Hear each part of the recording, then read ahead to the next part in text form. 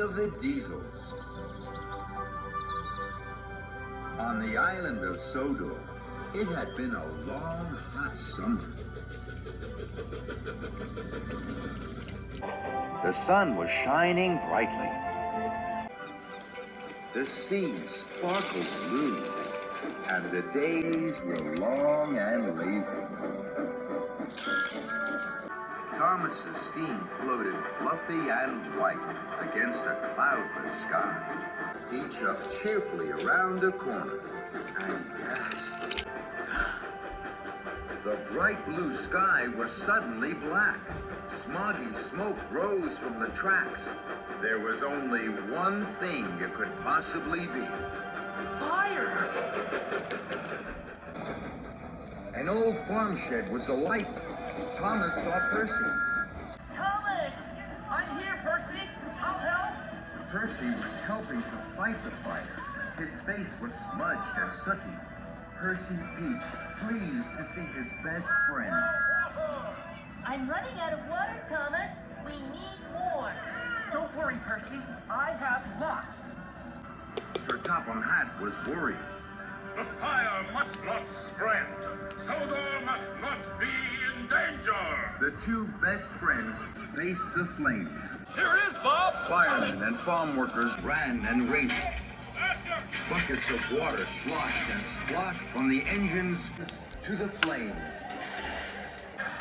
Thomas and Percy wheezed with worry. What can we do, Thomas? We're doing our best, Percy. Suddenly they heard a bell. It clanged and clanked. It was loud and long. Percy was puzzled. What's that? Then, out of the smoke, steamed Belle. Belle had just arrived on the island. Her brass bell rang. Her whistle blew. I can help, sir. Sir Topham Hatt was pleased. Offer up, Belle. We need your water. Right away, sir.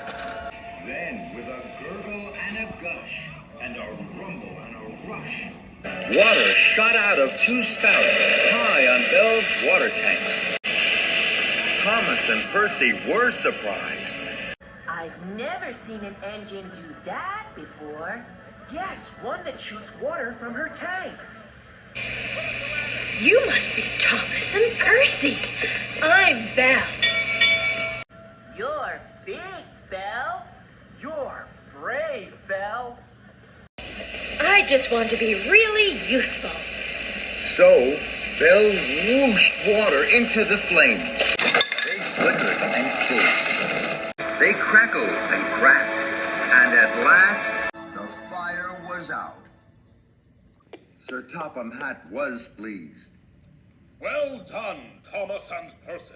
And well done, Belle. Welcome to Sodor. Now, chuff to the washdown. But Belle couldn't puff. Belle couldn't huff. She had run out of water. Trembling tracks. Don't worry, Belle. Percy and I can puff you to the steamworks. Can't we, Percy? Percy was late for his mail cars, but he wanted to help Thomas and Belle. Yes, Thomas. Happy to help. Pistons pumping. And the two best friends buffered up to Belle. At the steamworks, Sir Topham Hatt was stern. You were a really useful engine, Belle. We've never had an engine that fights fire, but you can't do it alone. Another fire engine is what we need on Sodor. Then, sir, I know who you need. You need Flynn the fire engine. He's fast and he's fearless, and he's a really red fire engine. He's a hero. I've never met a hero before.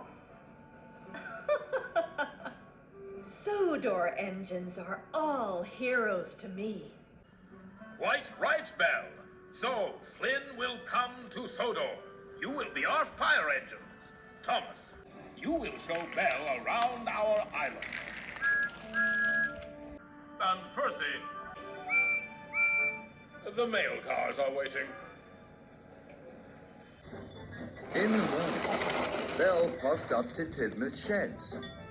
She rang her bell brightly. Good morning to you all. The engines were surprised. Thomas beamed. Good morning, Belle. Good morning, Thomas. But Thomas was already puffing proudly away with Belle. Goodbye, Thomas. First, Thomas took Belle to the docks. Even Cranky like Belle. Anything that needs lifting, just ask. Thank you, Cranky.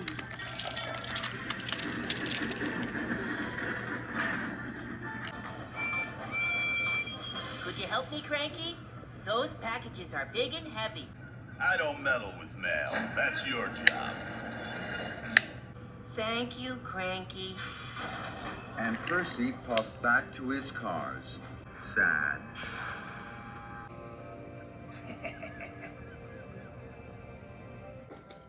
Next, Thomas showed Belle Knapford Station.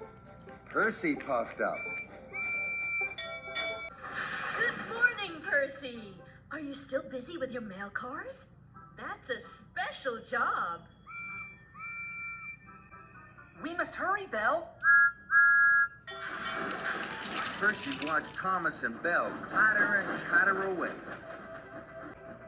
Delivering the mail isn't a special job at all. Diesel oiled over. Your best friend's having a very good time with that big blue engine.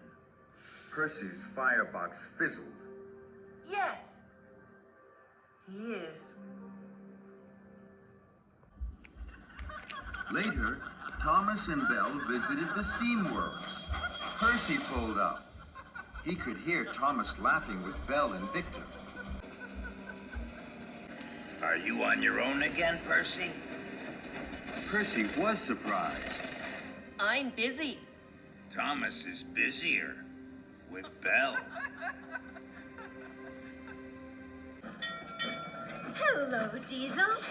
Steamworks is so grand. Do the Diesels have somewhere like this?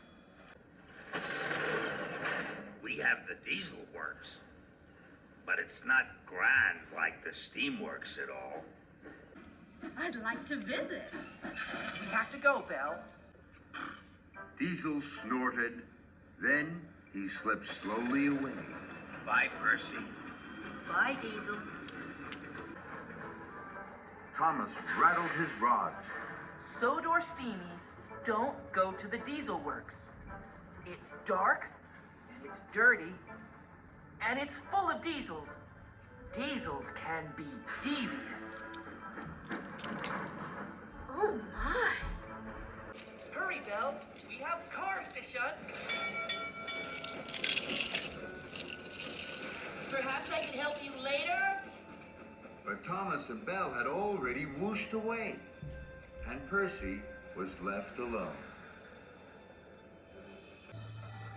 The next morning, Percy dropped off mail sacks at Wellsworth Station. Diesel saw Percy. He oiled to a stop.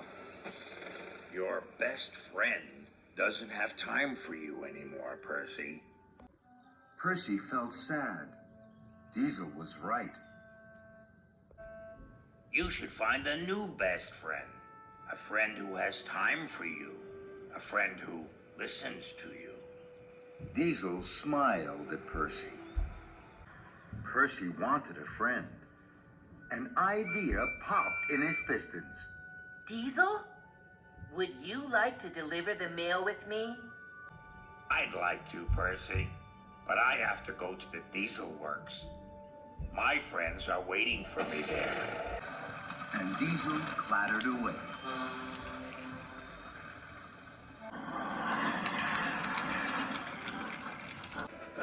Diesel said his friends were waiting for him. My best friend Thomas isn't waiting for me anymore. No one's waiting for me.